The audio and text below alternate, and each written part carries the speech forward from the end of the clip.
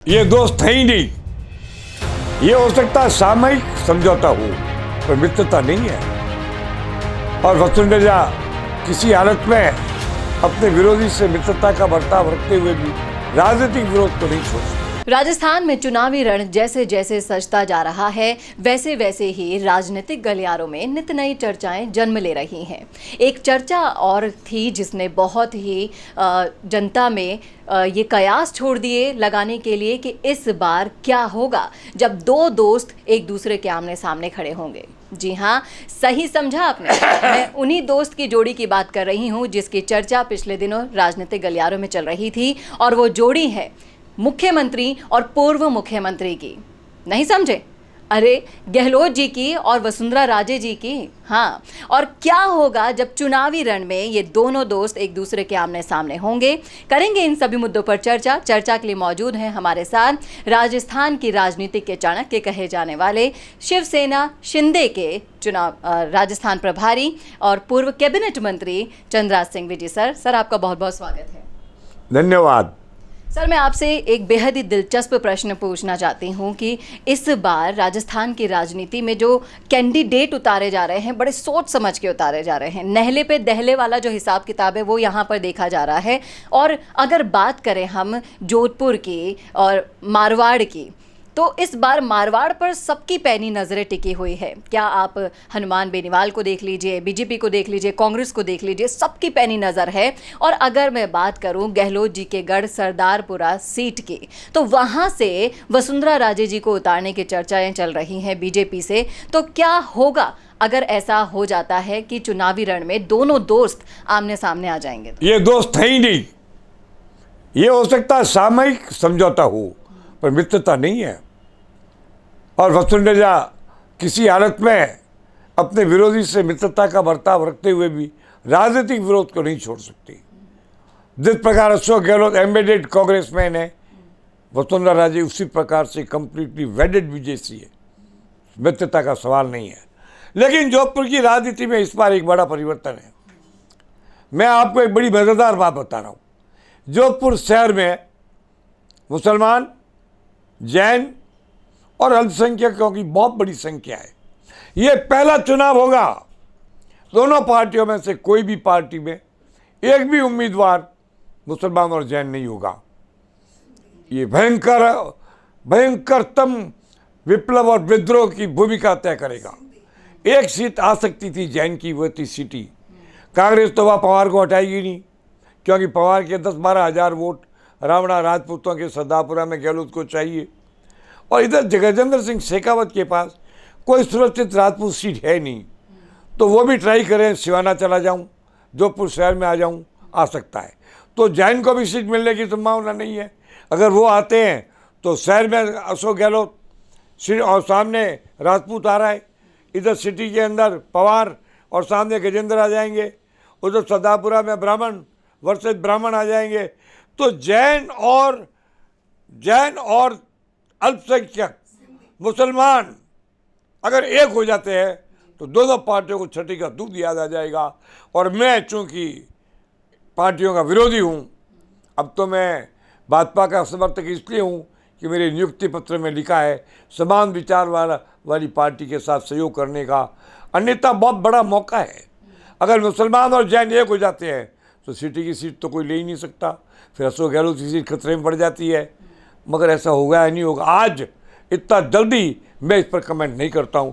पर मैं वहाँ के जैनों को और मुसलमानों को आपके इस माध्यम से कहना चाहता हूं, अब कमजोरी मत करो, डिफरेंस तोड़ दो, एक हो जाओ। ये अल्पसंख्यकों का मजाक है। जोधपुर जैसे शहर में एक भी मुसलमान को टिकट नहीं, एक भी जैन को टिकट नहीं।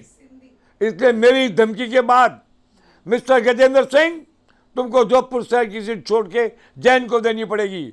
और जैनों में कानराज विनोद जैसा ईमानदार कार्यकर्ता है, अतुल जैसा एक प्रसन्न और धनाढ़ी व्यक्ति भी है। ऐसी बात नहीं कि उम्मीद नहीं है। ब्राह्मणों का जहाँ तक सवाल है, मैं मानता हूँ सरदारपुरी के अंदर आनंद पुरोहित को दे तो कांग्रेस में आनंद का हक है। मुरली मनोहर जी का लड़का है, बहुत अच्छा कार्यकर्ता है। पर इनके पास, बीजेपी के पास भी सूर्यकांत जेटी की जगह ब्राह्मण को देने का और ब्राह्मण के अलावा किसी को देने का प्रश्न नहीं है। ऐसी स्थिति के अंदर अगर जैन और ब्राह्मण और मुसलमान इनकी जातियों का वर्गीकरण करें और जैन और मुसलमान एक हो जाते हैं और दो ब्राह्मण खड़े हो जाते हैं, दो राजपूत खड़े हो जाते हैं, तो स्थितियाँ बदलेगी और बहुत बड़ा रिजल्ट आएगा, दोनों पार्टियों को सबक मिल जाएगा। लेकिन क्या ये मुमकिन है कि जिस सीट से गहलोत जी बार बार सत्ता में आते हैं, जहां के लाडले रहे हुए हैं, उस गढ़ में सेंध लगाना क्या वाकई में बहुत आसान हो जाएगा? कौन सा लाडले रहे हैं? 3.5 लाख वोट से बेटा आ रहा है। जिस बूथ पर वोट दिया उस बूथ में आ रहे हैं, जिस वार्ड में रहे तो वार्ड में आ रहे हैं, जिस विधानसभा क्षेत्र में जीते वहाँ लड़का बुरी तरह से आ रहा है। कोई लाडले वाडले कुछ नहीं है। वहाँ के लोग सत्ता के भूखे थे, सत्ता का लाभ उठाना चाहते थे। ये मुख्यमंत्री का दावेदार था। सोनिया का लाडला होने के कारण, जिसको इन्होंने बाद में धोखा भी दे दिया, उसके कारण लोग जुड़ते थे। अब सत्ता की संभावना नहीं है, कांग्रेस स्वप्न में भी नहीं है। सदापुरा सीट में 60,000 मुसलमान हैं, 60,000। अगर ये 60,000 मुसलमानों को ये लगा कि पूरे शहर में हमको एक टिकट भी नहीं दिया है, तो ये विद्रोह करेंगे। कीमत कौन चुकाएगा? गहलोत चुकाएगा। बहुत बुरी हालत हो जाएगी। सामने कोई तगड़ा आदमी आ गया जिसका मुसलमानों में प्रेम रहा हो, मुसलमानों से संबंध रहा हो, क्योंकि वहाँ का बिश्नोई और जाट ये तो गहलोत को वोट देता ही नहीं है। और राजपूत अगर उम्मीदवार आता है तो राजपूत, बिश्नोई, जाट तीनों खिलाफ हैं। अगर इस वक्त इन तीनों के साथ टिकट न मिलने के कारण मुसलमान जुड़ जाता है तो गहलोत की खुद की सीट खतरे में है। इसके अलावा मैं पूछना चाहूँगी आपसे कि मोदी जी आए थे अभी मारवाड़ को साधने के लिए, तो वहाँ पर बीजेपी के समीकरण क्या कहते हैं उसके अकॉर्डिंग? बहुत अच्छा समीकरण है।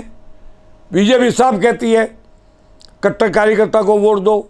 तो मैंने जैनों में भी नाम किसका लिया बताइए आप? बेस्ट आदमी का नाम लिया मैंने, कार्यकर्ता है।